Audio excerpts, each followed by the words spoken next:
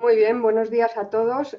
Comenzamos la tercera sesión del segundo seminario de Mucaza Banca, que va a ser de otro tema de mucha actualidad, ¿no? Que es sobre la profesión actuarial. Y sin más, para no detenernos más, voy a ceder la palabra a Marcos Lamas, director territorial de Banca, para que presente a las ponentes. Muchísimas gracias, Carmen. Bueno, pues muy buenos días también a todos y a todas. En primer lugar, pues daros la bienvenida en nombre de Abanca a esta tercera sesión del segundo seminario Mucafa Banca y agradeceros sinceramente vuestro interés por esta propuesta formativa que hemos organizado en colaboración con el Máster en Ciencias Actuariales y Financieras de la Universidad de León. Os presento a las dos ponentes de hoy. María José Martínez Buy es licenciada en Administración y Dirección de Empresas y en Ciencias Actuariales y Financieras por la Universidad Pontificia de Comillas. Empezó su carrera profesional en el Departamento Actuarial de Deloitte, donde estuvo más de 10 años como consultora especializada en riesgos financieros y actuariales, y en 2018 se incorpora a Banca como gerente del Departamento Técnico de Banca Seguros, donde lidera un equipo de 6 personas. Por su parte, Laura Lodeiro Gómez es licenciada también en Administración y Dirección de Empresas y en Ciencias Actuariales y Financieras por la Universidad Pontificia de Comillas.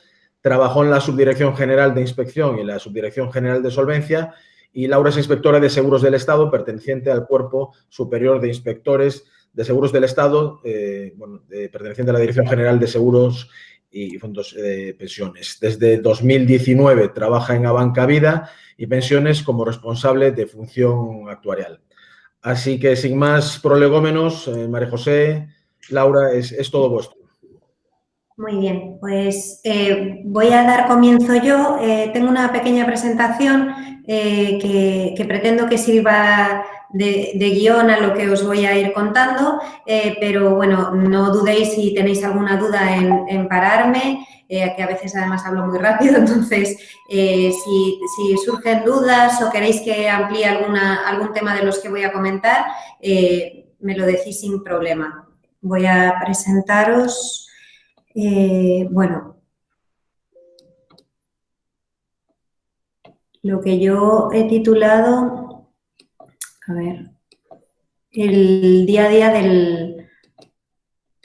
del actuario.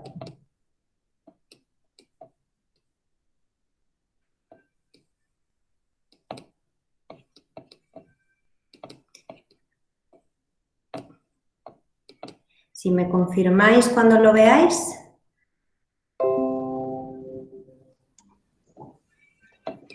Ya se ve, ya se ve. Ya se ve. Bueno, el día del actuario. Bueno, yo soy principalmente actuaria de vida. Es cierto que, bueno, como ha comentado Marcos, en mis 10 años de experiencia en consultoría sí que hice trabajos para grandes compañías de no vida y mixtas, bueno, como por ejemplo Segurcaixa Deslas, para la Mutua Madrileña.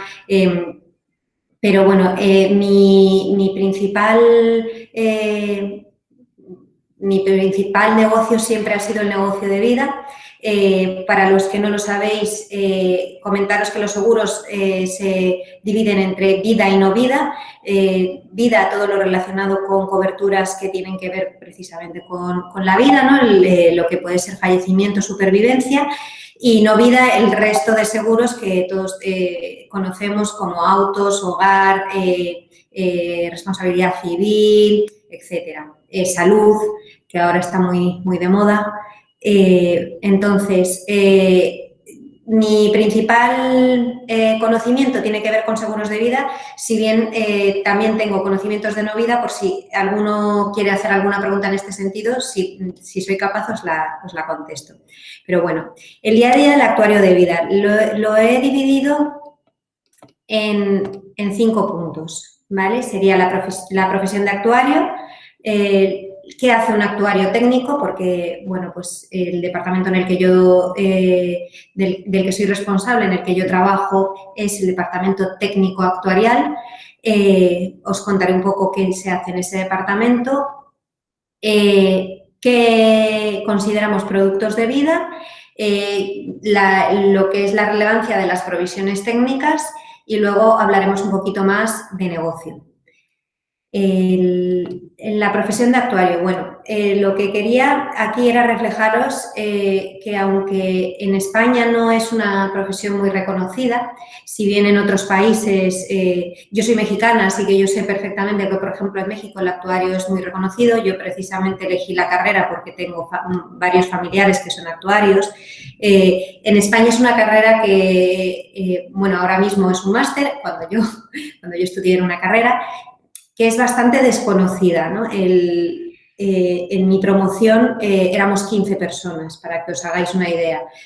Ahora ya las promociones son mucho mayores, cada vez está más reconocida sobre todo por las aplicaciones que puede tener para el Big Data y Analytics.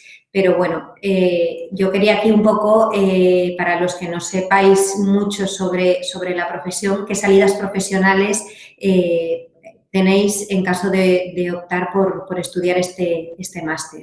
Tenéis tanto la empresa privada como la empresa pública, que bueno, como os ha comentado Marcos, Laura, mi compañera, ha sido inspectora de seguros, que ella os podrá comentar más adelante, pero bueno, en empresa privada se podría trabajar en aseguradoras de no vida, en aseguradoras de vida, gestoras de fondos y mutualidades de previsión social, corredurías y brokers, reaseguradoras, auditoras y consultoras. Mi experiencia, como os decía, básicamente en consultoría, en Deloitte, concretamente en el departamento de consultoría actuarial, en el que, bueno, pues la cantidad de variedad de proyectos en los que se puede trabajar es enorme. Entonces, sí es cierto que luego dentro de la propia aseguradora, cuando ya estás en una compañía, el actuario suele estar, y digo suele porque no tiene por qué, suele estar en el departamento técnico, ¿no? Porque es donde más puede aplicar su conocimiento. Es cierto que no siempre el actuario está en el departamento técnico, si bien en el departamento técnico solo hay actuarios. Entonces, para que os hagáis una idea, también se podría trabajar en desarrollo de negocio, en marketing, orientado, bueno, siempre a productos de seguros. Y luego, fuera de lo que es el mundo asegurador, también se puede orientar a banca puramente dicha, a tema de riesgos, a tema, como os decía, de Data Analytics. Yo, muchísimos compañeros, excompañeros de Deloitte y compañeros de la universidad se dedican a estos temas y, bueno, la aplicación de los conocimientos del actuario es muy amplia. Yendo concretamente a lo que es el actuario técnico, a lo que se hace en el departamento en el que estoy yo ahora mismo, bueno, pues, ¿qué trabajos hacemos? Hacemos cálculo y seguimiento de provisiones técnicas. Para el que no es actuario, igual aquí hay un poco de terminología que no es muy habitual, voy a intentar ser lo más clara posible y si no, de verdad, tenéis toda la libertad de interrumpirme y preguntarme. Las provisiones técnicas en una compañía de seguros, lo que es el balance de la compañía es muy diferente al balance de cualquier otro tipo de compañías. En el balance de una compañía de seguros, la provisión técnica es un pasivo que es muy relevante y que ocupa la mayor parte de esta parte de pasivo, ¿no? La provisión técnica tiene que hacer frente a las obligaciones que uno tiene como compañía de seguros. Cuando esa compañía se dedica al ámbito de la vida, como es nuestro caso, tenemos, por ejemplo, productos de ahorro. Entonces, luego lo abordaré más en detalle, pero para que os hagáis una idea, nosotros lo que tenemos que tener en esa provisión técnica es el dinero suficiente para hacer frente a las obligaciones que tenemos por nuestros contratos de seguro. Si es un producto de ahorro, pues ese fondo o ese... en este caso también es provisión que genera ese cliente, se tiene que dotar y lo tienes que tener bien calculado. En caso de producto de riesgo, pues los productos de fallecimiento, de muerte, muerte por cualquier causa, muerte accidental, en ese caso lo que tenemos que dotar es una provisión suficiente para hacer frente a nuestro riesgo de que esas personas que están aseguradas fallezcan, ¿vale? Y eso es un poco el objeto de tener estas provisiones técnicas bien calculadas y bien dotadas. Luego hacemos temas de ALM, ¿vale? Que es el Asset and Liability Management. Al final, esos pasivos que hablaba, que son provisiones, tienen un reflejo en el activo.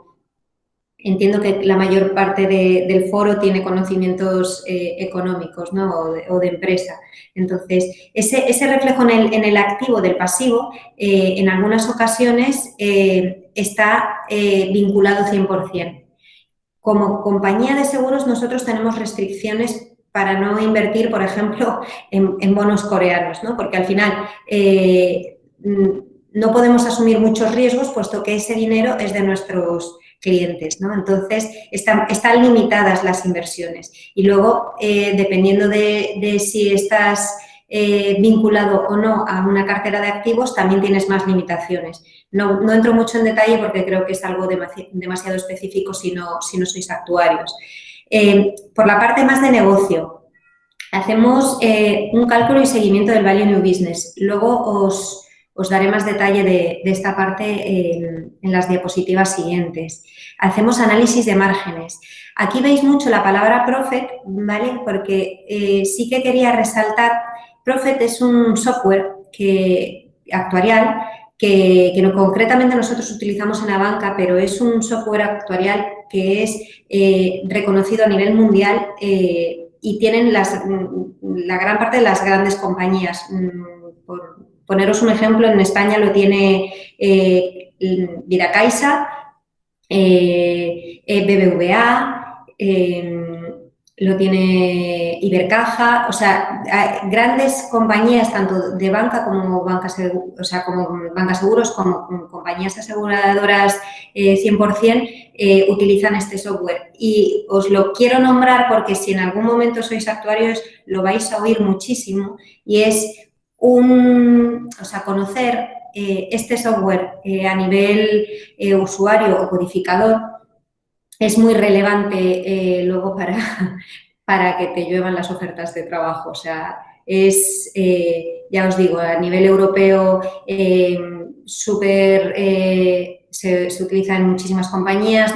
Yo he hecho implementaciones en Perú de este software, sé que en México también hay compañías que lo tienen y bueno, al final uno cuando no sabe qué hace el actuario, no sabe que el actuario es un modelizador, o sea, nosotros creamos modelos de réplica de la realidad, ¿no? Entonces, en este software lo que nos permite es replicar ese comportamiento de los productos que nosotros tenemos para hacer todo este tipo de cálculos que os he puesto aquí, ¿no? Entonces, retomando lo que os comentaba, por la parte más de negocio lo que hacemos es hacer un seguimiento del Value New Business, que lo que nos va a decir es cuánto vale lo que estamos vendiendo, análisis de márgenes de los productos para saber, oye, pues mira, este producto nos da más beneficio porque el gasto que habíamos estimado es mayor que el real. O sea,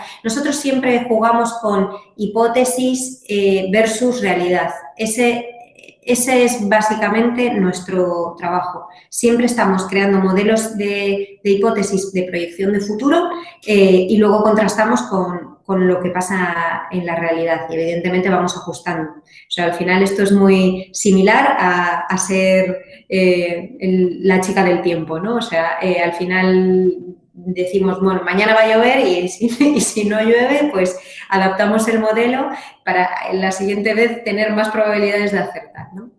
Aquí lo que se trata es de que las estimaciones sean lo más precisas posibles para no tener desviaciones luego en lo que sería el resultado de la compañía, ¿vale? aquí por la parte de pricing, bueno, pues sería el establecer esa prima del seguro que vas a pagar cuando contratas un seguro y luego para hacer un análisis de que eso que calculaste cuando ibas a lanzar un producto sigue estando en línea con lo que está pasando. Como os digo, es todo el rato hacer una previsión y luego hacer un contraste con la realidad. Llevamos temas de reaseguro. Bueno, pues para los que no lo sabéis, las aseguradoras siempre tienen reaseguradoras por detrás que lo que hacen es la misma función que nosotros hacemos con el cliente, lo hacen ellos con nosotros. O sea, es como un cortafuegos del riesgo que asumimos en muchas ocasiones, sobre todo con productos de riesgo. El reporting regulatorio, bueno, hay una gran parte de trabajo que es hacer reportes al regulador, tanto al regulador en España como al regulador en Europa, porque al final, bueno, pues al ser, sucede como en la banca, al ser entidades que tienen un impacto social muy elevado, lo que tenemos es una supervisión muy fuerte, sobre todo para que no pasen las cosas que hemos visto que han pasado en el pasado con la crisis de 2008, todo el tema de la banca. Bueno, nosotros nos supervisan para que siempre seamos solventes y siempre podamos hacer frente a las obligaciones que tenemos con nuestros clientes. No sé si hasta aquí tenéis preguntas. No, María José, pero si puedes dar en presentación de diapositivas para verlo un poquito más grande. Claro, claro que sí.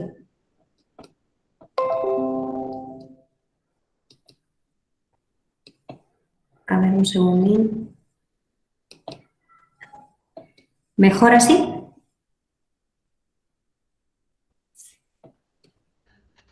¿Qué es un PDF o un PowerPoint? Es un PowerPoint. Ah, es que se sigue viendo igual que antes. No, yo te decía, hay menú de arriba que pone presentación de diapositivas. Sí, yo lo tengo puesto así en mi... Pues igual es porque está en modo ventana. Nada, pues continúa así, tranquila. Vale. Bueno, como os decía, sigo. El tema de los productos de vida. Bueno, la mayor parte del trabajo aquí consiste en vender, ¿no? Vender y para vender tenemos que crear productos y que esos productos se adecúen lo máximo posible a los clientes. Los productos tipo de las compañías de seguros de vida son los de riesgo, los de ahorro y las rentas. Los de riesgo, lo que os comentaba es que son, bueno, pues todos aquellos que cubren riesgo de fallecimiento o de invalidez. Estos son los típicos que se contratan junto con una hipoteca para hacer frente al pago de la hipoteca en caso de que tú fallezcas. Algunos son de fallecimiento accidental. Aquí os decía, pueden estar vinculados o no vinculados, pueden proteger a las personas, a su familia.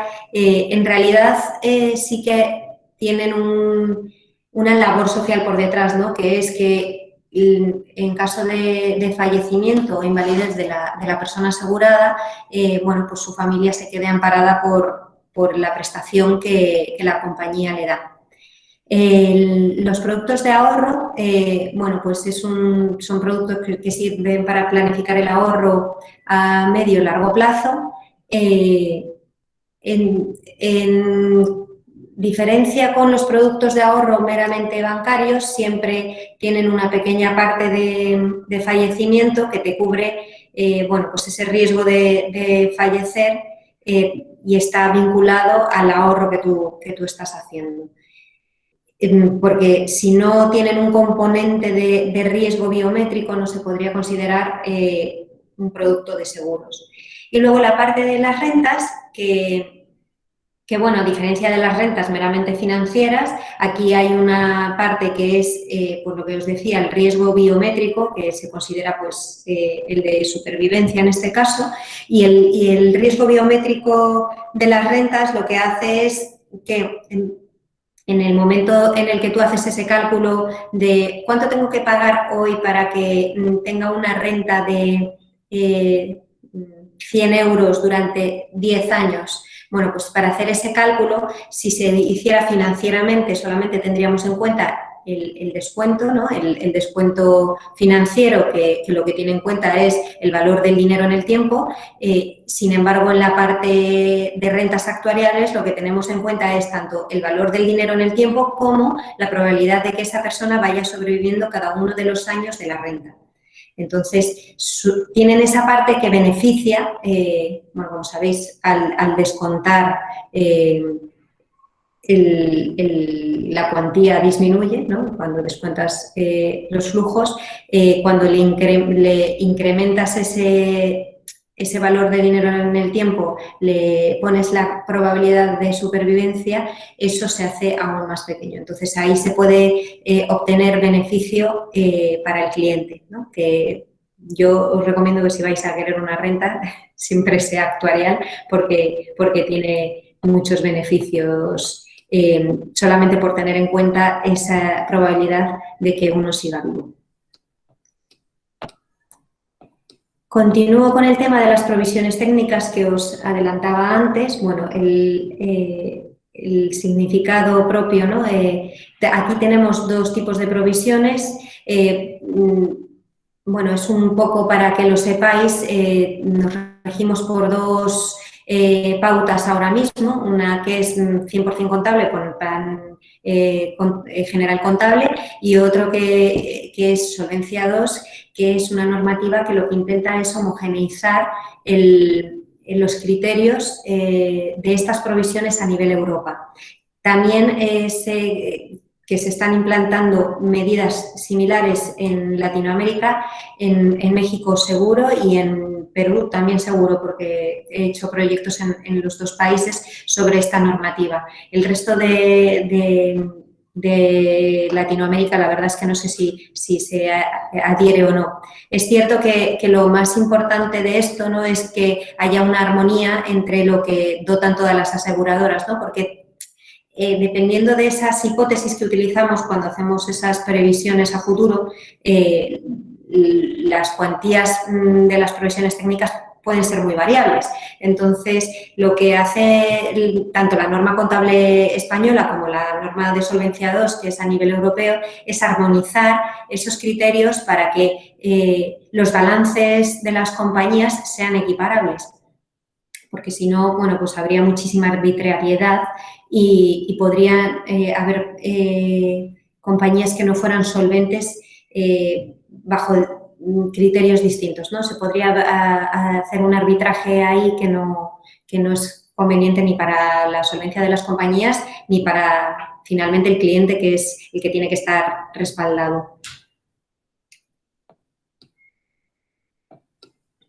Y bueno, no entro mucho en detalle porque no sois todos actuarios, no os quiero aburrir. Os voy a contar esta parte que me parece más interesante a nivel no técnico, que es la parte más de negocio, ¿vale? El embedded value. El embedded value es el valor del negocio en vigor.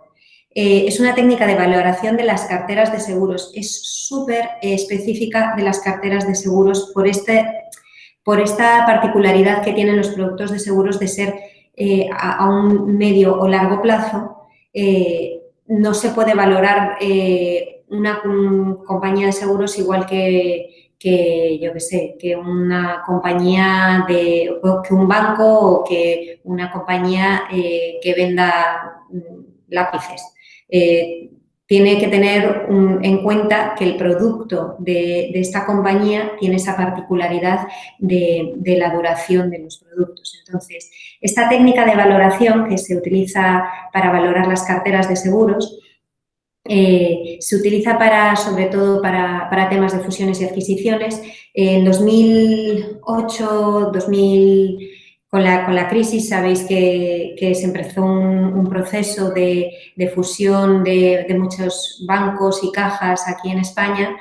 Yo trabajé en muchas de estas valoraciones para valorar las carteras de las cajas, las carteras de seguros, para saber qué valor tenían, ¿no? cuando otra caja u otro banco las adquiría.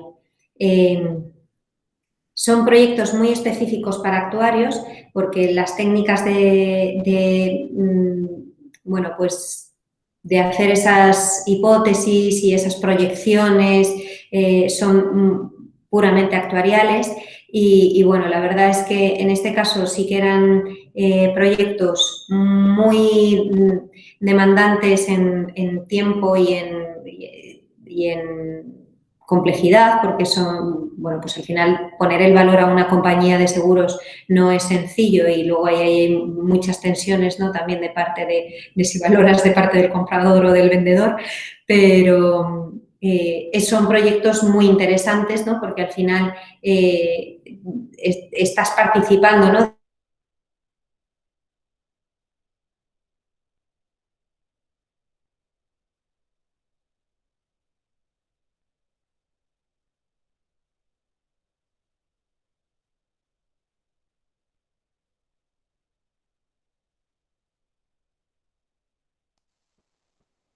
María José, yo creo que te hemos dejado de oír. Sí, sí, yo tampoco lo oigo, ¿eh? Sí, te hemos dejado de oír.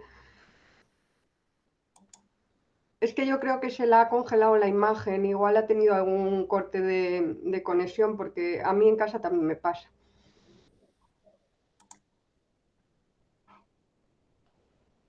Pues casi sería mejor que Laura tomase el relevo mientras lo arreglamos, ¿no? Sí,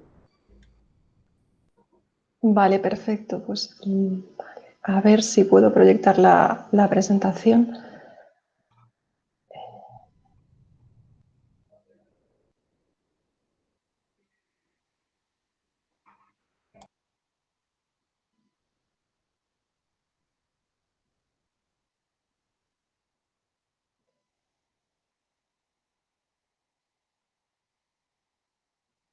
Vale. ¿La veis bien? ¿Ya estaría proyectándose? sí, sí, se Sí. ve. Sí, perfecto. Vale, pues por mi parte voy a abordar lo que serían las funciones del actuario, tanto en el sector privado como en el sector público, desde el punto de vista de... Uy, perdona, que está aquí María José. Se te ha congelado, ¿no? Sí, se me ha... Nada, me han pedido que continúe, no te preocupes. Sí, ha tenido un problema con la conexión. Así que, bueno, desde el punto de vista de funciones de control y supervisión.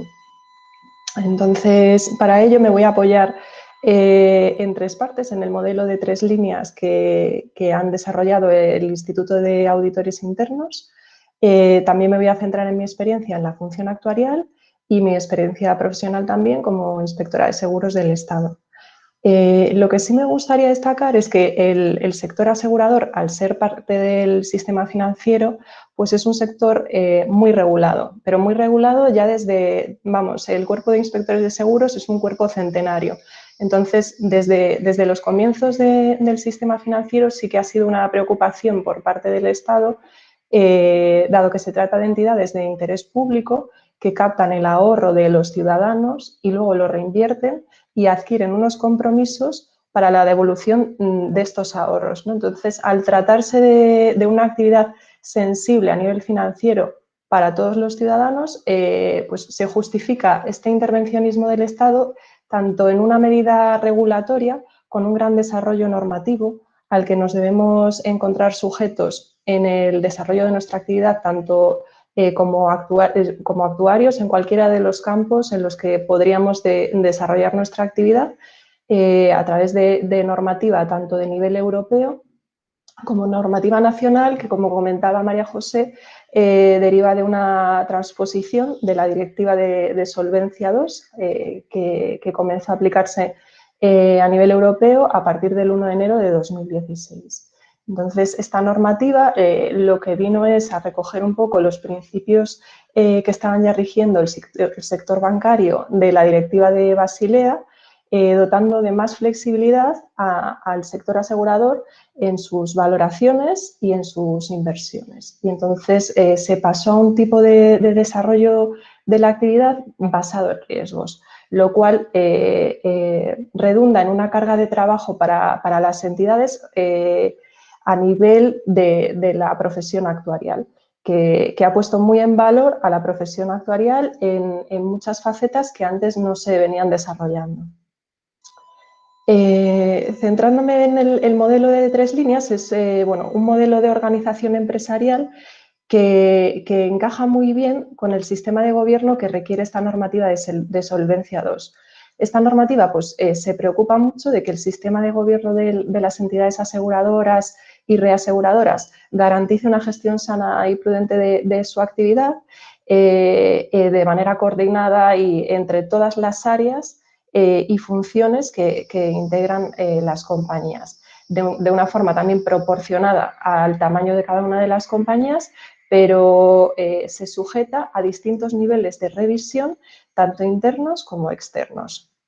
En esta estructura organizativa pues debe ser transparente, lo cual redunda en una gran necesidad de documentación de políticas, procesos, procedimientos, metodologías que pueda permitir los distintos niveles de revisión y control que serán necesarios para garantizar que la toma de decisiones dentro de las compañías aseguradoras se esté realizando de acuerdo al sistema de gobierno que requiere la normativa.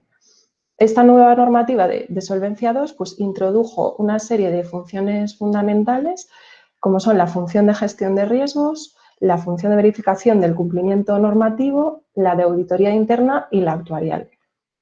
Siendo el responsable último del sistema de gobierno siempre el órgano de administración, pero sí que podemos encontrar gran participación de los actuarios, tanto en la función de gestión de riesgos como en la de auditoría interna y la actuarial. Entonces, yo creo que se ve mejor a través de este gráfico, donde podemos comprender que en la primera línea encontraríamos aquellas funciones operacionales más del día a día de compañía, donde encontramos pues, al departamento técnico actuarial que nos ha explicado sus labores fundamentales anteriormente María José, pero también encontramos otros departamentos que participan en la actividad diaria de las compañías, como pueden ser pues, los departamentos de gestión de siniestros, de suscripción de riesgos, la parte de operaciones y, por supuesto, inversiones, recursos humanos, comercial. Estos departamentos son los propietarios de los riesgos que se asumen y deben gestionarlos en el día a día, determinando aquellas medidas de control que se entienden necesarias. Y por otra parte, encontraríamos lo que se llama segunda línea, donde se encuentran funciones de control que tienen dependencia de la alta dirección, pero que tienen necesariamente que poder tener acceso al Consejo de Administración para transmitirles los resultados de sus revisiones. Estas funciones se suelen articular a través de unas políticas, de manera que el Consejo de Administración indica cómo deben funcionar y cuáles son los objetivos de sus revisiones y lo que desarrollan es pues, la coordinación del modelo de gestión de riesgos que se define por el sistema de gobierno de la compañía y revisan tanto el cumplimiento de políticas y estándares en sentido más amplio, es decir, la organización operacional debe funcionar con un sistema de procesos, procedimientos, definir una metodología para el cálculo de provisiones, por ejemplo, como comentaba María José, y para todo el modelo metodológico de valoración tanto de provisiones como de activos debe poder ser revisable por parte de la segunda línea.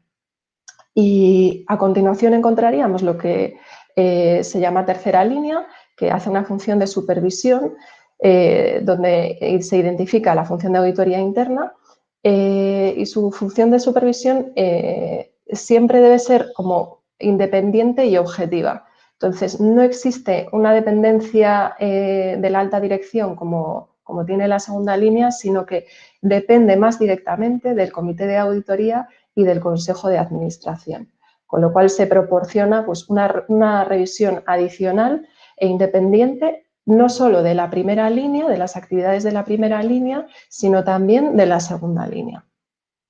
Y a continuación encontramos, pues, por el interés público que despierta la actividad aseguradora, a la función de auditoría externa, que debe realizar una revisión anualmente, verificando toda la parte de cálculos que ha realizado también la primera línea y apoyándose tanto en la segunda como en la tercera, para poder concluir que las cuentas anuales de las compañías aseguradoras pues reflejan su imagen fiel y además realizan una revisión externa y obligada de determinados informes regulatorios que se requieren anualmente a las autoridades supervisoras nacionales.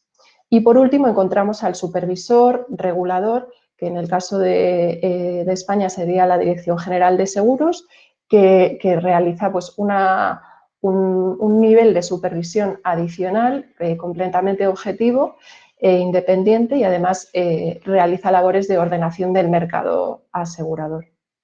Pero bueno, veremos más adelante.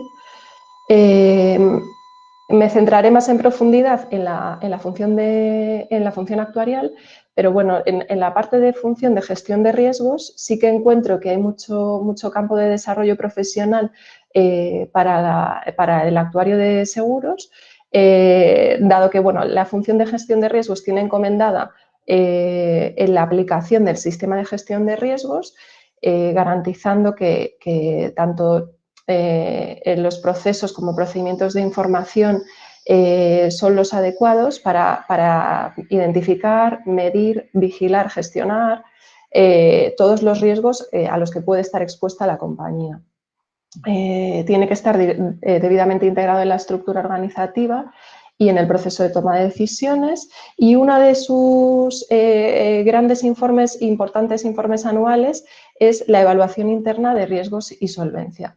Este informe se debe realizar al menos con carácter anual y siempre que haya algún cambio significativo de perfil de riesgo, como podría ser en el caso de absorción de alguna compañía o alguna cartera significativa, y debe integrarse en la estrategia de negocio de la compañía. Profundizando un poco más en estas áreas, el sistema de gestión de riesgos pues, abarca no solo los riesgos que se tienen en cuenta en el cálculo de capital de solvencia obligatorio, es un cálculo de carácter anual exigido a nivel normativo y lo que busca es conocer la situación de la necesidad de capital de la compañía en el 99,5% de los casos, y exige que las compañías tengan ese capital para poder hacer frente al 99,5% de los riesgos a los que se enfrentan, para dar esta garantía a nivel sectorial.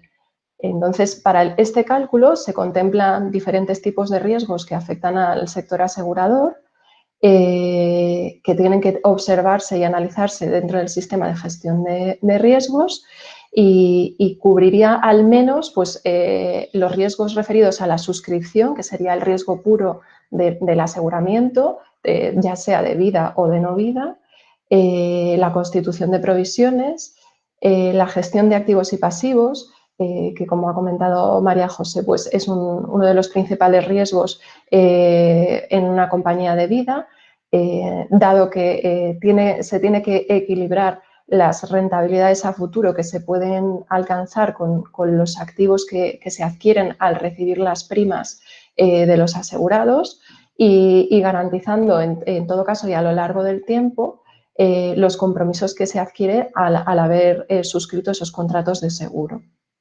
También hay compañías que vienen utilizando el ajuste de casamiento de flujos y en este sentido pues, las exigencias normativas y de gestión tanto de inversiones como de provisiones son mucho más amplias. En todas estas áreas siempre suele haber la figura de algún actuario para realizar una adecuada valoración de estos riesgos y por la complejidad que suponen estos cálculos. También se tendría que valorar el riesgo de inversiones, en particular el de instrumentos derivados y otro tipo de compromisos como pueden ser los swaps y otro tipo de instrumentos de inversión. La gestión del riesgo de liquidez y de concentración, que también resulta importante en el sector asegurador, dado que en las inversiones pueden realizarse a unos plazos más largos, pero puede haber necesidades de devolución del valor de rescate de contratos de seguros en un corto plazo. Entonces, es importante gestionar este riesgo de liquidez.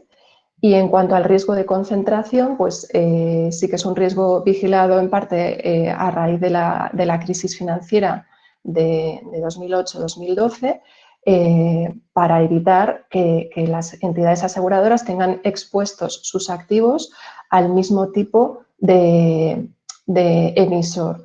Entonces, se vigila que en caso de que haya default por parte de este emisor, o sea, que es decir, que quiebre y que no pueda hacer frente a la devolución de la inversión que ha realizado la entidad, pues minimizar este riesgo no dependiendo de un número de emisores reducido. También es importante la gestión del riesgo operacional, que abarcaría la revisión de aquellos riesgos en el que en el día a día una compañía puede estar expuesta, como puede ser pues, en el caso de que se haga una mala suscripción de los riesgos de contrato de seguro, que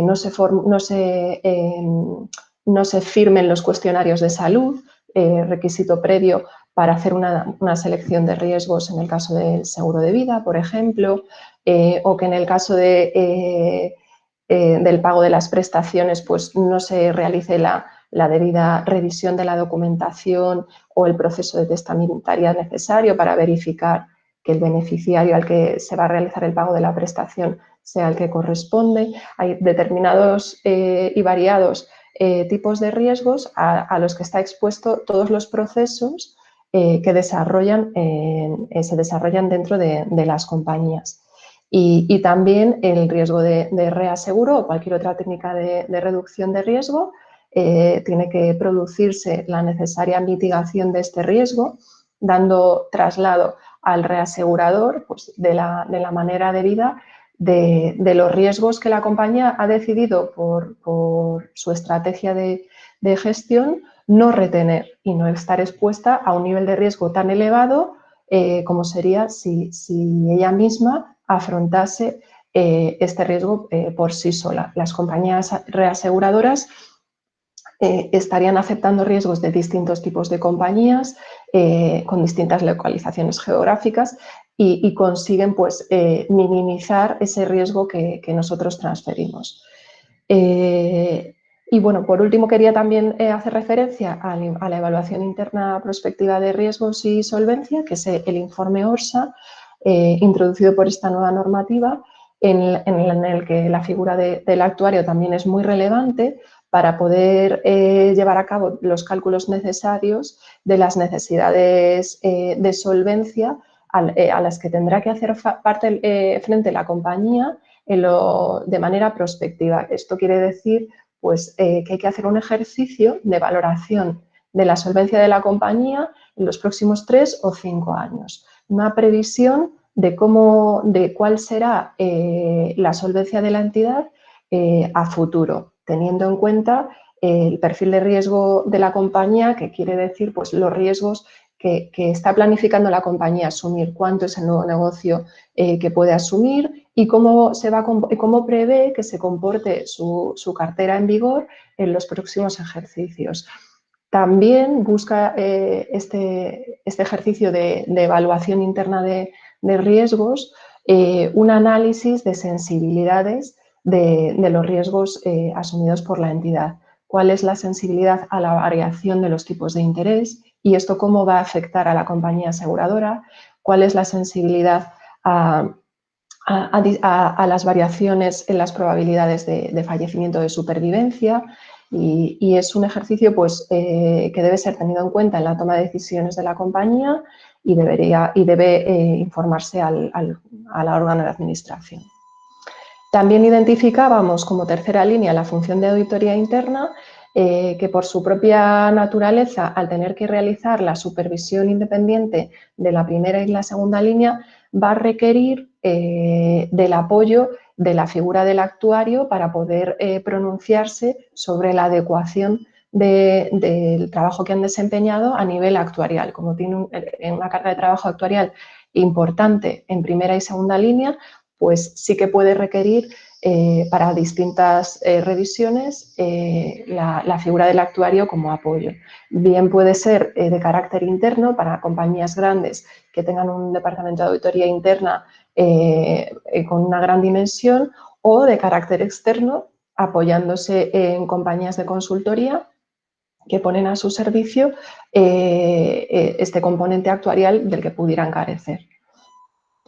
En cuanto a la función actuarial, pues la función actuarial tiene un alcance muy definido por la normativa que abarcaría 6 grandes bloques: la parte de provisiones técnicas, de revisión de los cálculos en relación a las provisiones, la parte de calidad de los datos, que es muy relevante hoy en día a todos los niveles, pero en el caso de una entidad aseguradora especialmente relevante, porque de la veracidad y completitud de estos datos y de su adecuación depende la valoración de las provisiones de la compañía y del capital de solvencia obligatorio que debe estar dotando. Y es un foco de gran preocupación. También debe pronunciarse sobre la política de suscripción de la compañía y sobre la estrategia de reaseguro que esté adoptando, y contribuir al sistema de gestión de riesgos y al ORSA, dando su punto de vista sobre las tareas que se desempeñan en estos campos. En el caso de compañías que deciden calcular el capital de solvencia obligatorio no de acuerdo al régimen establecido específicamente por la normativa, sino desarrollar su propio modelo de valoración de capital de solvencia obligatorio, está sujeto a autorización administrativa previa, tiene gran relevancia también la opinión de la función actuarial y mucha gran relevancia la función de gestión de riesgos en el desarrollo de modelo interno. Y es un campo en el que la participación del actuario es muy amplia. Bueno, además de estas áreas, pues sí que se podría ampliar las funciones de la función actuarial siempre y cuando no se presenten conflictos de interés. Bueno, no sé si ya por tiempo, pero bueno, me detengo un poco en el caso de la función actuarial, lo que comentaba, que en el área de cálculo de provisiones técnicas debe realizar una revisión. Tiene que cerciorarse de la adecuación de la metodología y de los modelos subyacentes que se hayan utilizado, especialmente de las hipótesis empleadas en el cálculo de las provisiones técnicas, que se reevalúan periódicamente por parte del Departamento Técnico Actuarial. Y debido al cambio, ha habido un cambio normativo el año pasado en las tablas de mortalidad, y esta modificación de hipótesis biométricas pues ha conllevado pues una nueva normativa al efecto, en la que la responsabilidad de la función actuarial se amplía específicamente. También debe informar sobre la evolución de este cálculo de provisiones respecto al que se realizaba el año anterior, y informar en un informe anual formal al órgano de administración sobre la adecuación de este cálculo de provisiones. Para el desempeño de la función actuarial, la normativa europea indicaba que tiene que ser desempeñada por personas con conocimientos suficientes en materia actuarial y financiera y con la oportuna experiencia, que será objeto de evaluación su aptitud y honorabilidad, y debe ser inscrita en el registro de la Dirección General de Seguros, pero la normativa nacional ha querido dotar de mayor importancia la figura del actuario de seguros y ha introducido una disposición adicional en el que está promoviendo que la función actuarial en todo caso sea desempeñada por el actuario de seguros, y además formaliza en una norma con carácter de ley que siempre serán actuarios aquellas personas que hayan obtenido el título superior universitario de carácter avanzado en ciencias actuariales y financieras. Además, será necesaria la inscripción en el Instituto de Actuarios Españoles de estas personas, donde se acredita toda esta parte de titulación para tener esta condición de actuario de seguro ejerciendo la función actuarial. Y por último, respecto a la figura de los inspectores de seguros, también me ha parecido interesante porque bueno, es un cuerpo superior de grupo A1 dentro del Estado. Actualmente la Dirección General de Seguros y Fondos de Pensiones depende del Ministerio de Asuntos Económicos y Transformación Digital. Es una dirección general que se organiza en 5 subdirecciones. Se encuentra la Subdirección General de Regulación y Relaciones Internacionales, aunque como su nombre indica es una subdirección donde se aborda toda la parte de desarrollo normativo. En el área de relaciones internacionales sí que hay un campo muy interesante para aquellos perfiles que estén interesados en viajar y en participar en discusiones normativas también de carácter técnico a nivel europeo, en la Autoridad Europea de Seguros y Pensiones, que es EIOPA. En Frankfurt pues, se desarrollan reuniones periódicas a las que acuden las autoridades supervisoras nacionales para discutir el desarrollo normativo futuro que después será de aplicación con carácter nacional. Entonces, ofrece esta posibilidad bastante interesante para personas que les gusten los idiomas y viajar y conocer otras formas de trabajo a nivel internacional. Luego estaría la Subdirección General de Inspección, que es donde se realizan las actividades supervisoras, tanto actividades supervisoras extra situ, que serían las que se realizan en el área de balances y análisis de riesgos, a partir de los QRTs, del reporting al que están obligadas las entidades, pues se realiza una labor de análisis de toda la información recibida para determinar las distintas medidas supervisoras que corresponde a cada entidades o grupos de entidades. Luego estaría el área de equipos de inspección que llevan a cabo la inspección in situ, tanto se distinguen equipos de no vida como equipos de vida, y el equipo de inspección de planes y fondos de pensiones. Dado que las competencias de la Dirección General de Seguros no se limitan a las entidades aseguradoras y reaseguradoras, sino que también las realizan sobre las entidades gestoras de fondos y sobre los propios fondos de pensiones. También se encuentra el área de apoyo técnico a la supervisión, que es un área puramente actuarial dentro de la Dirección General de Seguros, donde se desarrollan todas las aplicaciones informáticas para realizar las revisiones de los cálculos que realizan las entidades. Y bueno, luego habría un área que es muchísimo más jurídica, que es el área de medidas de control especial y sanciones.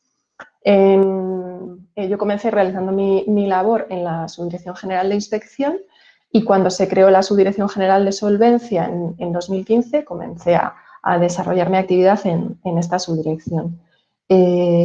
Esta subdirección actualmente se ha organizado distinguiendo un área de mercado y macroprudencial, donde se lleva a cabo la revisión de los riesgos de mercado, se participa en el área en el organismo de riesgo sistémico, que recientemente se ha establecido a nivel nacional.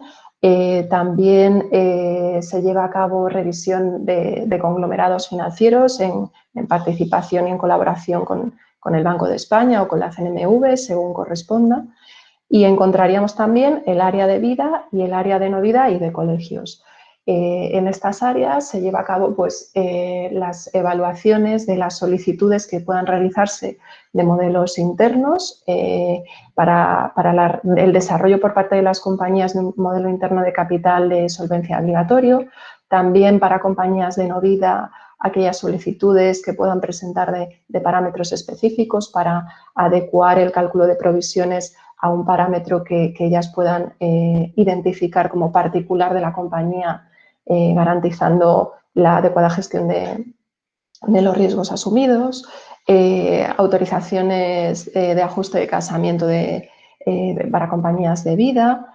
Y luego las actividades de colegios de supervisores también son actividades muy interesantes de carácter internacional, dado que bueno, la supervisión de la Dirección General de Seguros y Fondos de Pensiones también abarca a la de los grupos aseguradores.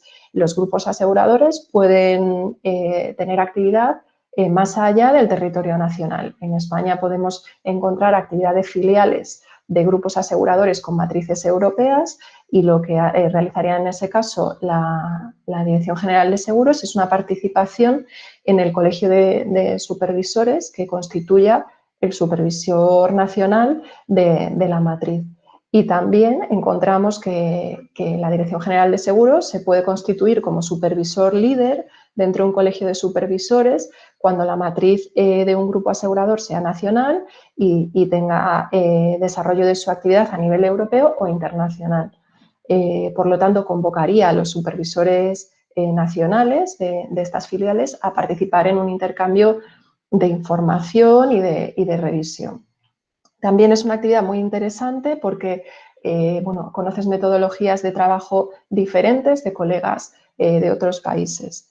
Y la Subdirección General de Autorizaciones, Conducta de Mercado y Distribución sí que desarrolla una actividad bastante más jurídica en cuanto a la parte de autorizaciones de tipo societario, modificación de participaciones, revisión de actitud y honorabilidad de altos cargos, todo lo relacionado con el sistema de gobierno, pero más de carácter cualitativo. En el área de distribución se ocupa de la actividad de distribución o de mediación de seguros a todos los niveles, incluyendo el nivel de supervisión de la misma. Y el área de conducta de mercado, pues de gran relevancia en los últimos años porque la protección de los intereses de los tomadores, asegurados, beneficiarios y terceros perjudicados es una de las razones de ser y de existir de los supervisores financieros, en este caso el supervisor de seguros. Y sí que se ha ido desarrollando a nivel europeo una normativa que busca una mayor protección en cuanto a la información que se les traslada y a la forma de venta. Entonces, se llevaría en esta área. La Subdirección General de Organización, Estudios y Previsión Social Complementaria se constituye como un servicio más de estudios y de organización de la Dirección General de Seguros y no tendría tanta presencia de actividad de actuario.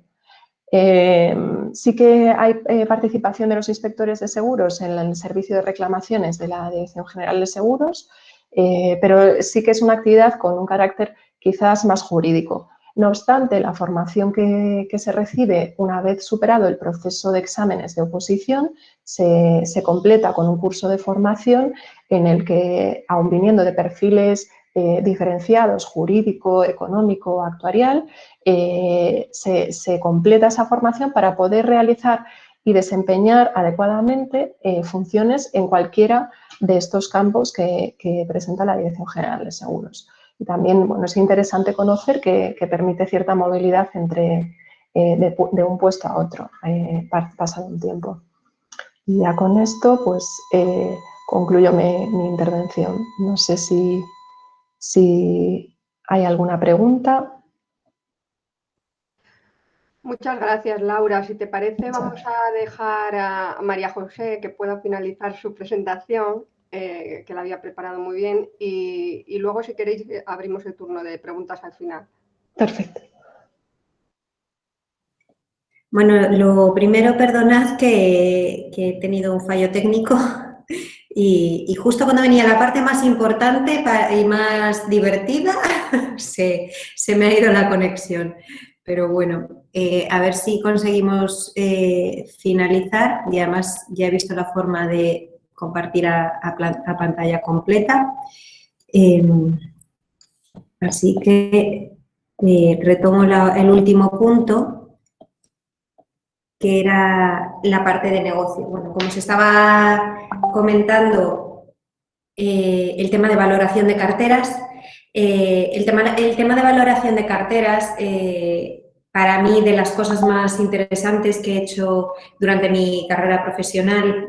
Os comentaba que eran proyectos que eran muy demandantes a nivel, bueno, pues el timing muy ajustado, porque al final, bueno, pues tienes que, se establece un periodo en el que tienes que valorar la compañía y luego se empiezan a hacer las negociaciones, ¿no? Entonces, sí que es cierto que hay muchas tensiones por el tema de que, bueno, pues hablamos de compraventa de compañías y es complicado. Y luego, bueno, pues que dependiendo de un poco de la metodología de valoración, los valores que se pueden dar son muy distintos.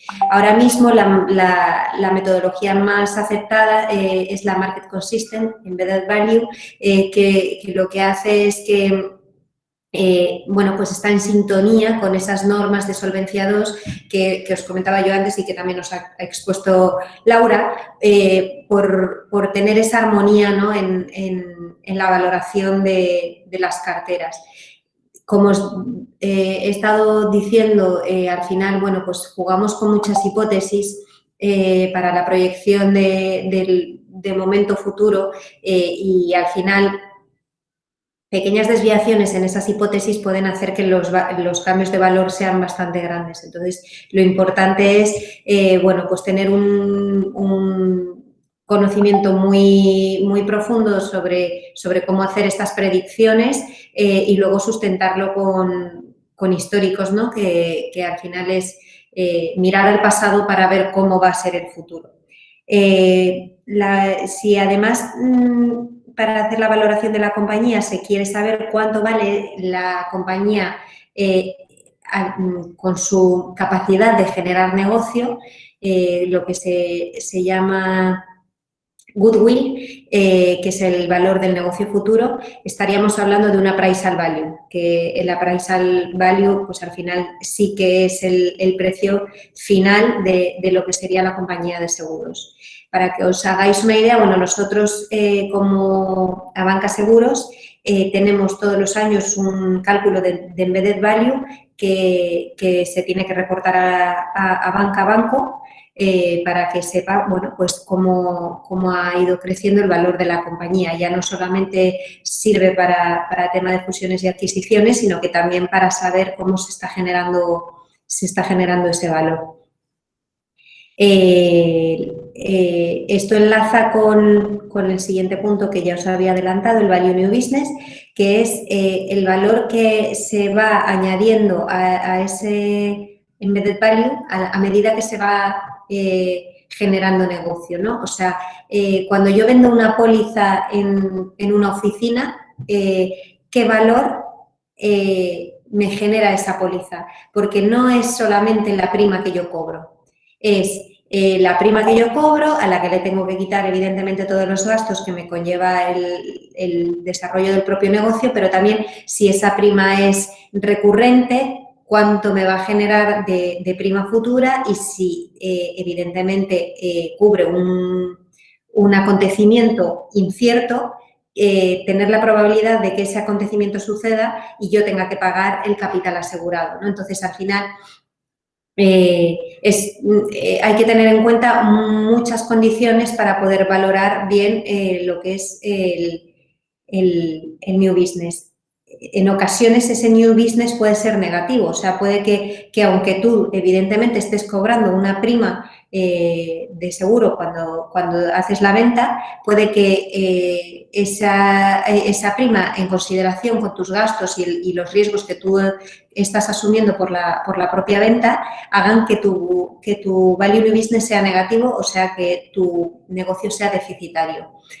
Concretamente, en relación a esto, os contaré que hicimos un proyecto para una entidad peruana, no digo nombres, pero la previsión social en Perú, no sé si tenemos a alguien conectado que sea de Perú, pero bueno, la previsión social en Perú es una mezcla entre lo privado y lo público.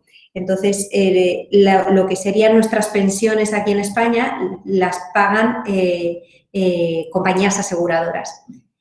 Hicimos un proyecto para hacer una valoración de embedded value de una cartera de seguros, en este caso de rentas, ¿no? Porque, sabéis, la pensión es una renta, es un pago diferido en el tiempo hasta el fallecimiento de esa persona. Y, bueno, nos dimos cuenta que tenían un agujero muy grande en gastos, porque al hacer el cálculo de esa pensión no tenían en cuenta los gastos asociados a tener en vigor esa renta. O sea, lo que puede ser desde el proceso interno de la persona que hace el cálculo, la persona que paga esa renta, lo que pueden ser las comisiones bancarias por hacer el pago, todo eso no se tenía en cuenta. Entonces, nos dimos cuenta de que tenían un agujero de bastantes millones de dólares. Entonces, para que os hagáis una idea, que no se trata de vender una póliza y cobrar una prima. O sea, hay muchas cosas por detrás que pueden hacer que tú, aunque estés cobrando X euros, al final no estés ingresando y estés incluso pagando más de lo que te supone esa prima. Y eso enlaza con lo siguiente, con el siguiente punto y el último, que también es una de las cosas más interesantes que se pueden hacer dentro de las compañías de seguros, que es la parte del pricing o tarificación. Bueno, pues este es el proceso por el cual nosotros ponemos valor a esas primas, precio a los seguros. Es cierto que tradicionalmente en el negocio de vida no había mucha, por decir, movilidad, porque al final las tablas de mortalidad, las que establecen, bueno, con qué probabilidad vas a fallecer o con qué probabilidad vas a sobrevivir en caso de negocios de rentas, son tablas que vienen dadas por el regulador y no, bueno, pues no tienes mucho margen de maniobra. Esas tablas van por edades. Además, en los últimos años no se permitió la discriminación por edad, con lo cual solamente puedes tarificar en base a la edad. Y bueno, pues la tarifa era una cosa bastante simple en la que se tenía en cuenta la edad del asegurado y luego los gastos intrínsecos de la propia póliza, ¿no? De la gestión de la póliza, tanto interna como externa. Actualmente existen métodos muy innovadores y más sofisticados que ajustan esas primas a perfiles de riesgo. Bueno, a perfiles de riesgo en base a características del cliente. Estas técnicas ya se venían utilizando en Novida, por ejemplo, en el pricing de autos o en el pricing de hogar, que tienen en cuenta más factores, ¿no? Son modelos multivariantes y tienen en cuenta, pues, más características de esa persona, no solamente la edad.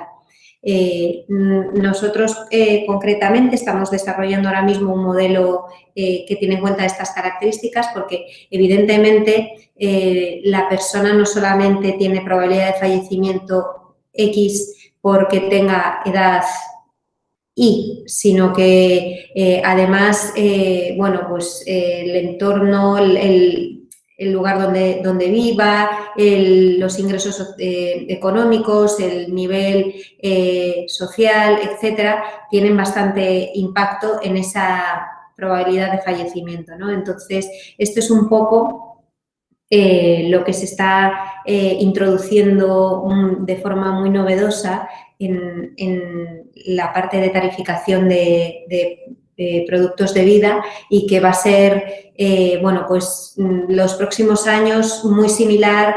Empezaréis a ver, sobre todo en temas de publicidad, que va a ser muy similar al tema de autos, ¿no? Si os dais cuenta, en la publicidad en autos ya, pues que si no tienes siniestro, que te bajo la prima, que si vienes de otra compañía, te bajo la prima. Todo eso tiene que estar sustentado con análisis por detrás para lo que os digo, para que esa prima sea suficiente.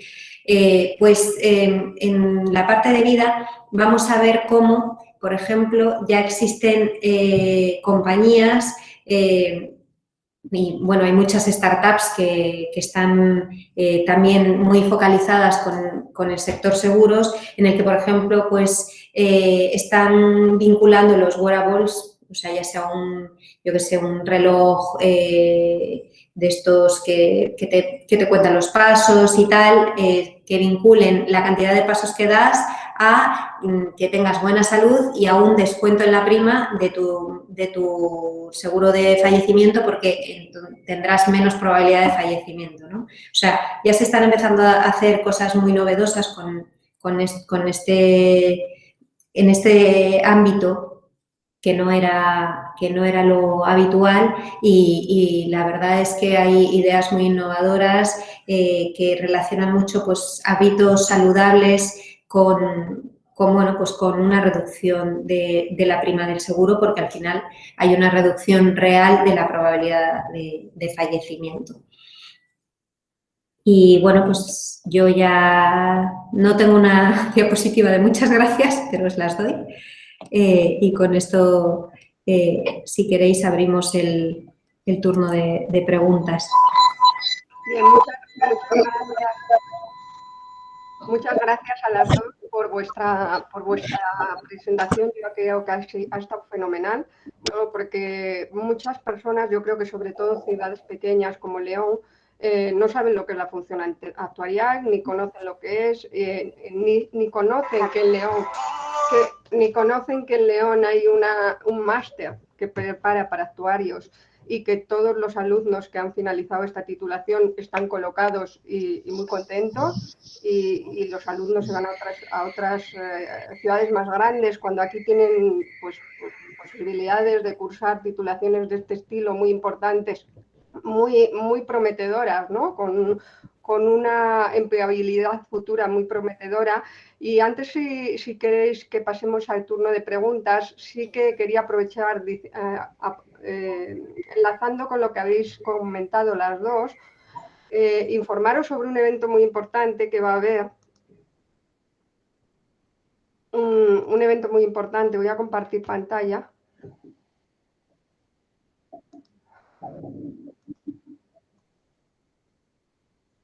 Vale, sí que me gustaría que me dijerais si lo veis bien. ¿Lo podéis ver? Bueno, pues es un evento muy importante que va a haber los días 2 y 3 de junio, organizado por la Asociación Actuarial Europea.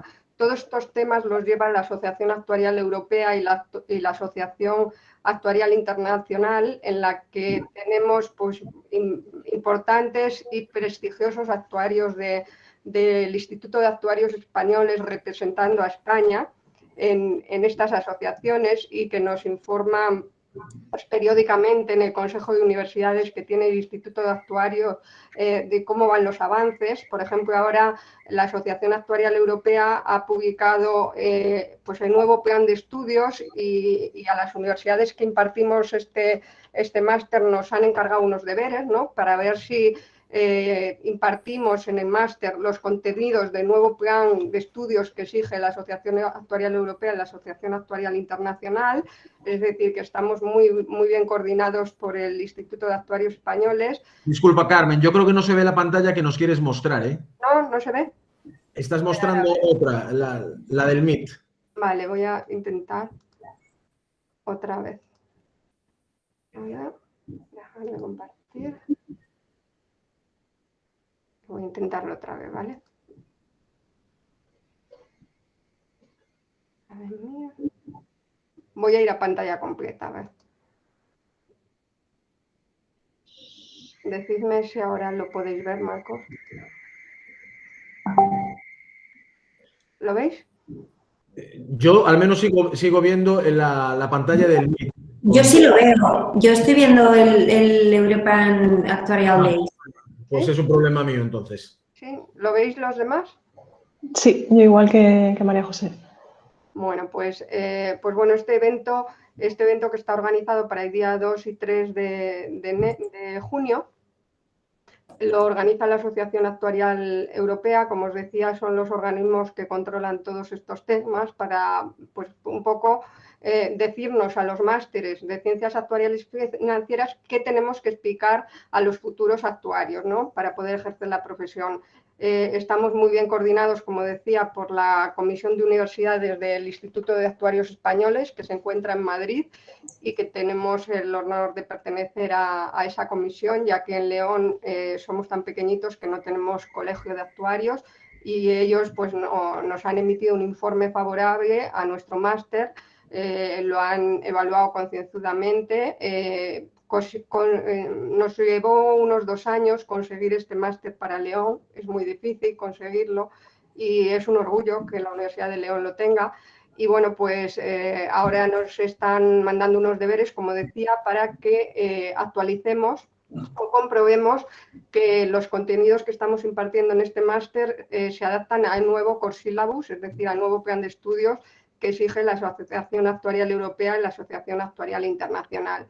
Bien, ¿por qué me he acordado de este evento? Pues porque hemos realizado un trabajo sobre gestión de riesgos con un exalumno del máster de Ciencias Actuariales y Financieras de la Universidad de León, que ahora está contratado por Abanca como actuario, y se trata de un trabajo que queremos que tenga un impacto internacional y pueda ser publicado en una revista de impacto internacional y que por lo menos la Universidad de León figure en este tipo de eventos también. Y lo que queremos un poco aquí probar con modelos es cómo el riesgo de los países, el riesgo de los países está afectando o está impactando en el riesgo de crédito de las entidades bancarias y cómo ese riesgo, esta conclusión, ¿no?, que la demostramos con modelos, BEDMAR y con modelos complejos, debe de llevar a las autoridades políticas a nivel europeo e internacional, pues que el riesgo de los países que no estamos tan avanzados, ¿no?, de los países periféricos de la eurozona, como España, Italia, Portugal, Grecia, pues debe ser tenido en cuenta en sus políticas, ¿no?, porque ese riesgo se transfiere también al riesgo bancario de los demás países de la eurozona. Entonces, aquí, como podéis ver, los speakers que han seleccionado para este evento,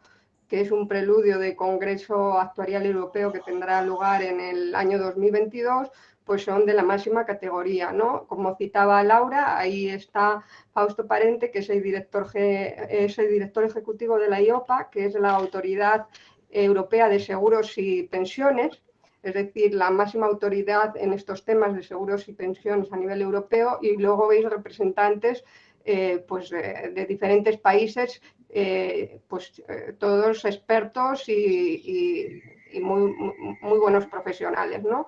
Yo estoy ahí representando un poco a España, ¿no?, a la Universidad de León, y bueno, intentaremos hacerlo lo mejor posible. Me he acordado de este evento precisamente porque el trabajo lo hemos realizado con un exalumno de máster y que ahora está contratado por Abanca. Este trabajo, en otra versión, pues ha sido premiado por Abanca y por el BBVA, ¿vale? Y ha recibido 2 premios. Entonces, ese día pues presentaremos este trabajo que intentaremos que tenga un impacto internacional y pueda ser publicado en una revista de impacto internacional. Bueno, era lo único que quería un poco comentaros. Voy a dejar de compartir mi pantalla. Y ahora, si queréis, sí que podemos empezar al turno de preguntas, ¿vale? Sí que quería resaltar pues eso, la importancia de esta profesión, ¿no?, de la profesión actuarial, aunque a veces aquí en la universidad tampoco se le esté dando la importancia que se merece, ¿no?, por desconocimiento financiero, de la cultura financiera. Yo creo que estamos en una ciudad pequeña y tenemos que abrirnos mucho más, ¿no?, sobre todo a grandes ciudades, a los países, sobre todo de nuestra lengua, por aprovechar esa lengua que tenemos para relacionarnos pues, con México, Perú, Colombia, otros países de esta zona y ensalzar lo que tiene León, ¿no? Es decir, yo creo que este máster es muy importante, tiene muy buenas salidas profesionales, los alumnos que lo han estudiado en León están todos trabajando, muy contentos, desempeñando funciones de diverso tipo, de gestión de riesgo, de diseño de nuevos productos, de valoración de primas, algunos relacionados con las pensiones, otros están valorando riesgos catastróficos en la City en Londres, es decir, que están desempeñando funciones muy diversas y están ampliando además las funciones de los actuarios a nivel internacional. Entonces, pues bueno, animar un poco también a los alumnos que no abandonen León, que tienen opciones muy buenas en León, que León es una ciudad que merece la pena, sobre todo los que somos leoneses, nos encanta León. Espero daros muy buenas noticias en breve sobre este máster, porque queremos hacerlo como más importante, ¿no? Que tenga una difusión mayor a través de, bueno, de momento no puedo decir nada, pero espero que pronto os pueda dar buenas noticias de que este máster pueda ser más importante y todavía más atractivo de lo que es y podamos difundirlo más. Yo creo que este tipo de eventos con Abanca y el resto de entidades colaboradoras están contribuyendo a ello. La verdad es que tenemos un plantel de entidades colaboradoras excelentes, tenemos una comisión de práctica profesional y relaciones institucionales dentro del máster donde están representadas estas entidades y donde estamos orgullosos de todas ellas. Creemos que la relación de la empresa con la universidad es fundamental y es algo en lo que falla España y Estados Unidos nos lleva muchos años de delantera en estas cosas. Por eso esta publicación que hemos hecho con ese alumno que ahora se encuentra en Abanca, creo que puede ser un paso de que tenemos que trabajar en conjunto, ¿no? La empresa con la universidad y sacar cosas adelante, no solo para León, sino también para otros países. Entonces, estoy viendo un poco preguntas. Por ejemplo, Sergio Chong, que es un alumno de grado en Economía, dice una pregunta a María José: ¿dónde aprendiste a utilizar Propez en la universidad? ¿En la compañía en la que trabajas o por cuenta propia?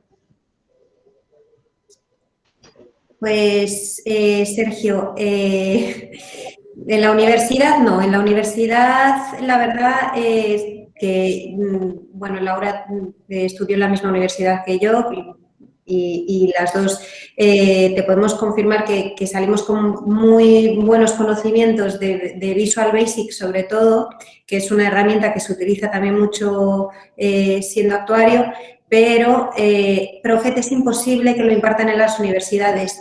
Y también es imposible que lo aprendas por cuenta propia porque las licencias de uso son muy caras, son súper caras.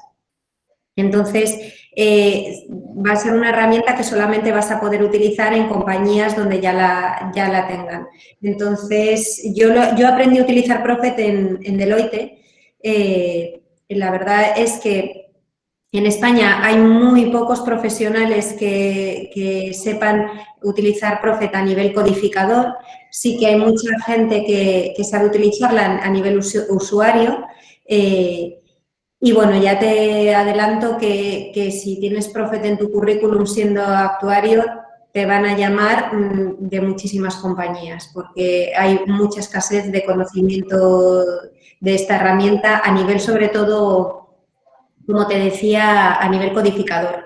Luego, bueno, pues no es una herramienta que sea muy amigable ni sencilla, pero el llegar al nivel usuario es más asequible que llegar a nivel codificador. Y luego, además, tienes como diferente, dentro de Prophet tienes como diferentes partes, ¿no? Que una es más de productos, otra es más de activos, porque también hay activos que se pueden meter en Prophet, y ahora con la nueva normativa IFRS hay otra parte adicional que hace cálculos IFRS 17. Entonces es bastante compleja, pero sí que es la que más reconocimiento tiene a nivel mundial como herramienta potente para hacer cálculos actuariales.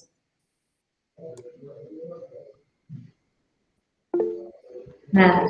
Muchas gracias, dice Sergio. Una pregunta que quería yo aprovechar porque está muy de actualidad. Todo el tema de los planes de pensiones de empleo que está ahora muy en las noticias porque el gobierno pues quiere destacar ese pilar, ¿no? del sistema de pensiones junto con las pensiones públicas, las pensiones privadas. vosotros en las entidades como Abanca tenéis plan de pensiones de empleo y os planteáis alguna función con respecto a estos planes, porque incluso es que se habla de que hay planes de pensiones paneuropeos también, que intentan que se puedan adquirir por pensionistas de varios países, ¿no? Yo no sé si a lo mejor en las universidades también nos pondrán a lo mejor un plan de pensiones de empleo, ¿no? A todas las universidades que no lo tenemos, por ejemplo, y a organismos así, a instituciones más públicas. ¿Tenéis alguna función con respecto a los justamente, Carmen, nosotras estamos más en la parte de seguros. Sí es cierto que tenemos planes de pensiones de empleo dentro de Abanca Vida, pero yo no te sé contestar, o sea, mi área es más tema de seguros que tema de planes de pensiones. Sí es cierto que lo que se habla en el sector es que, evidentemente, por el tema de las pensiones públicas, se va a haber alguna forma de que se fomente cada vez más el ahorro a través de estos mecanismos, pero a nivel Abanca no te sé dar respuesta de si se están llevando a cabo algún tema referido a lo que comentas. Bueno, decir un poco a todos los asistentes que también otras funciones de los actuarios pues son, por ejemplo, elaborar las tablas de mortalidad, ¿no? De la economía española, ese tipo de funciones. Luego, por ejemplo, hay actuarios muy importantes en España que están realizando estudios sobre la sostenibilidad del sistema de pensiones público español, ¿no? Con los que tenemos buena relación y son pues un poco los que más saben de estos temas, ¿no? Porque ya sabéis que la pirámide de población está invertida y que como no se tomen decisiones, pues este sistema a largo plazo no va a poder ser sostenible. Entonces ellos han planteado pues diferentes indicadores y bueno, hacen diferentes estudios, incluso tienen institutos de investigación o grupos de investigación dedicados a estos temas. Es decir, como veis, es una titulación que tiene también un fuerte componente social, ¿no? Es decir, que es una titulación que intenta ayudar a la sociedad, ¿no? A través de los seguros, a través de las pensiones. Es decir, pues bueno, yo pienso que es una opción muy recomendable para los estudiantes. Yo creo que ellas han dado una visión muy completa y nos ha venido muy bien a todos. He visto que hay varios profesores de máster conectados, profesores de gestión de riesgo, profesores de solvencia. Es decir, que yo creo que nos ha venido muy bien a todos porque nos falta esa parte real, ¿no? Nos falta esa parte real a los profesores universitarios de lo que hacéis día a día en vuestros trabajos, ¿no? Ojalá los profesores pudiésemos hacer, igual que los alumnos hacen estancias Erasmus, ojalá los profesores pudiésemos hacer estancias en vuestras entidades para ver lo que hacéis realmente cada día y poder transmitir exactamente en nuestras asignaturas a los alumnos lo que realmente estáis haciendo y lo que necesitáis, ¿vale? Porque claro, los profesores no tenemos esa visión. Que nos falta, yo creo, que nos falta. Sí, yo me gustaría, Carmen, ya por cerrar un poco la sesión y por si hay alguien conectado que esté pensando en apuntarse al máster, decir que, bueno, desde que yo terminé la carrera, que en su día era una licenciatura en 2009 hasta día de hoy, los headhunters me han llamado constantemente para ofrecerme diversidad de puestos de trabajo. Y yo salí en plena crisis económica de la universidad y vamos, mientras compañeros míos de otras titulaciones estaban buscando trabajo desesperadamente, a mí me llamaban 2 y 3 veces a la semana para ofrecerme puestos de trabajo en España y en Europa. O sea que sí que quiero animar, aunque sea una profesión bastante desconocida, hay muchísimo ámbito de aplicación y hay muchísima oferta de trabajo, tanto en España como en el resto del mundo, porque, bueno, también he recibido ofertas de trabajo para ir a México, para Chile, para Perú. En Perú, por ejemplo, tampoco hay actuarios, entonces hay muchísimas ofertas de trabajo para ir a Perú. Y bueno, pues al final en el entorno en el que estamos, que es un poco incierto y más con este tema del COVID, yo creo que ser actuario es garantía de tener un futuro profesional bastante estable en lo que se refiere a tener un puesto de trabajo asegurado. Disculpadme una pregunta, sé que estamos un poco fuera de hora, pero no me resisto a hacerla, ¿no? Y una pregunta muy de actualidad. Teniendo en cuenta el evento extraordinario que ha supuesto el COVID en los últimos, pues digamos que 14, 13 meses, con casi 100.000 muertos en España entre las cifras oficiales y el exceso de muertes con respecto a la media, ¿cómo ha impactado ese exceso tan bestial de muertes en el negocio diario de una compañía de seguros de vida, por ejemplo? ¿Y cómo lo habéis vivido vosotros? Contesto yo, luego dejo que Laura me complete la respuesta. Es que además yo recuerdo perfectamente cuando empezó a oírse coronavirus en China, ya empezamos aquí a hacer un análisis del impacto que podía llegar a tener cuando realmente no teníamos ni idea ninguno de que esto iba a ser lo que fue. Y claro, al principio el análisis era que impacto en Galicia no iba a haber.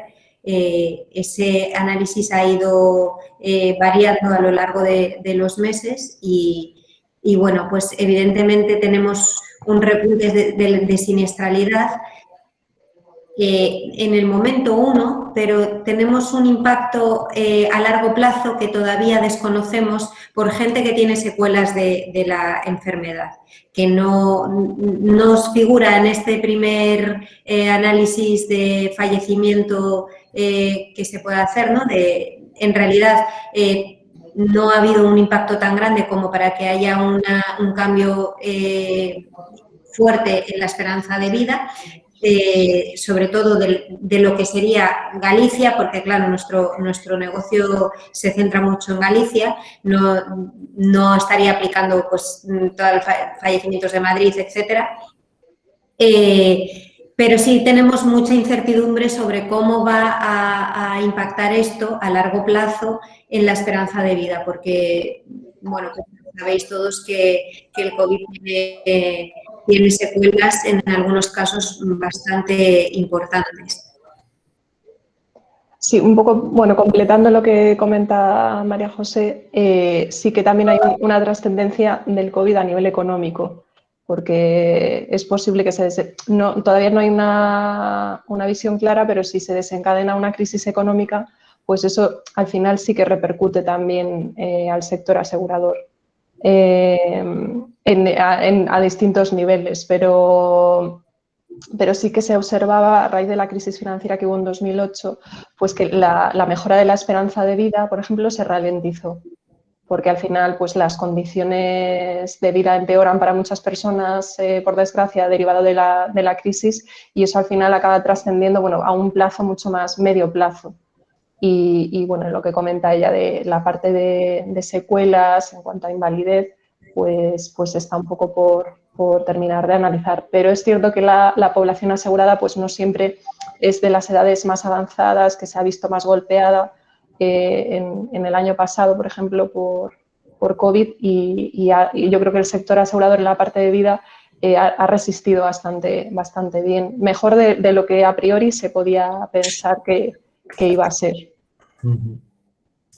Bueno, sí quisiera, muchas gracias a las dos, sí quisiera leer otro mensaje de chat de Alfonso Gutiérrez de Abanca, que dice que en Abanca sí desarrollan planes de empleo, tanto planes específicos para empresas de determinado tamaño como planes de empleo a los que se pueden adherir distintas empresas también de menor tamaño.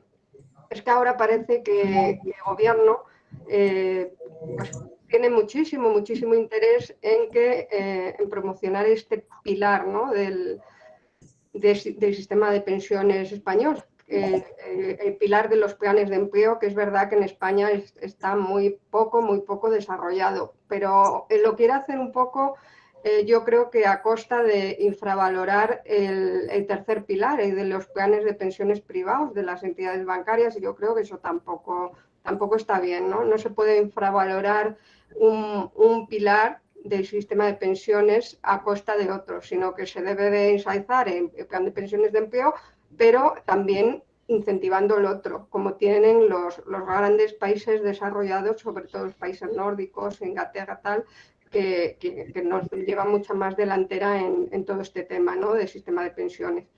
Entonces, por eso es un tema que está ahora muy... Yo ahora estoy dirigiendo un trabajo en fin de máster, en el máster a una alumna que quería crear el plan de pensiones de empleo para su propia empresa y bueno, estamos en ello, por eso es un tema que nos interesa mucho, ¿no? Ver cómo lo quieren gestionar, cómo lo quieren hacer y por qué esta alumna está haciendo un trabajo sobre este tema, ¿no? No sé si queréis hacer alguna pregunta más.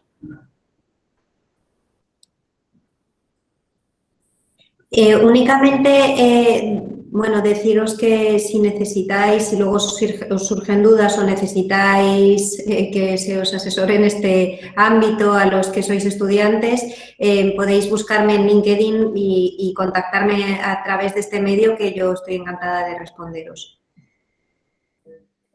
Muchísimas gracias. La verdad es que yo no me canso de repetir, tanto de Abanca en este caso como del resto de las entidades colaboradoras del máster, que sois ejemplares en cuanto a la relación con la educación financiera, en relación con vuestra participación en el MUCAD.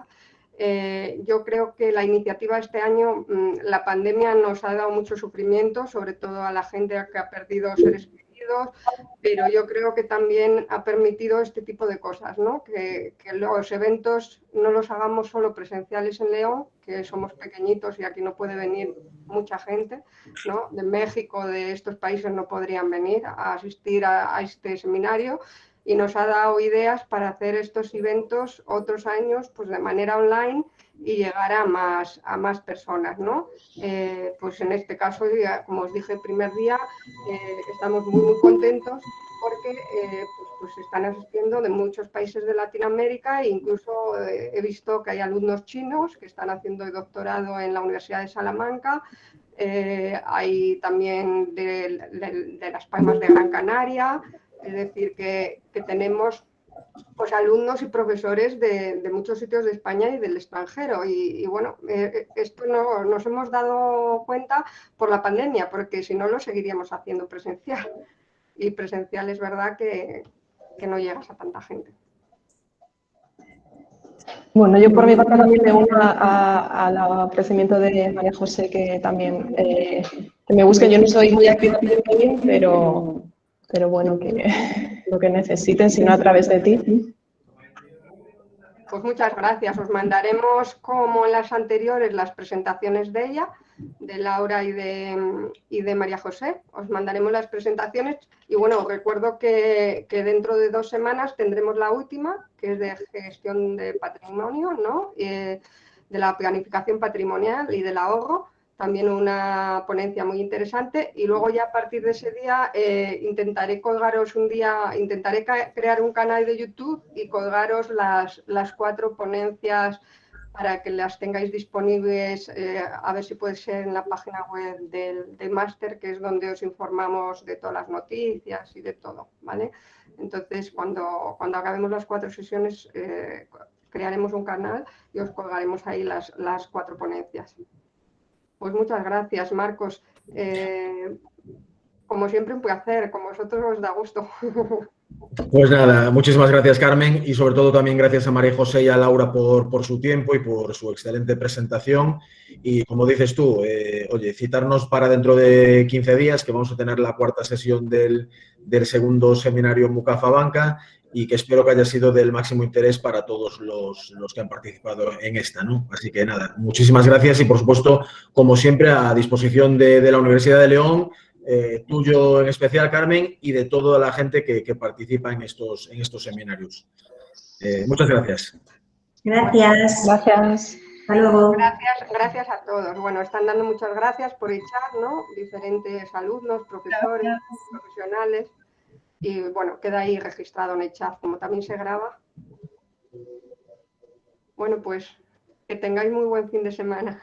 Igualmente. Igualmente. A todos. Hasta luego.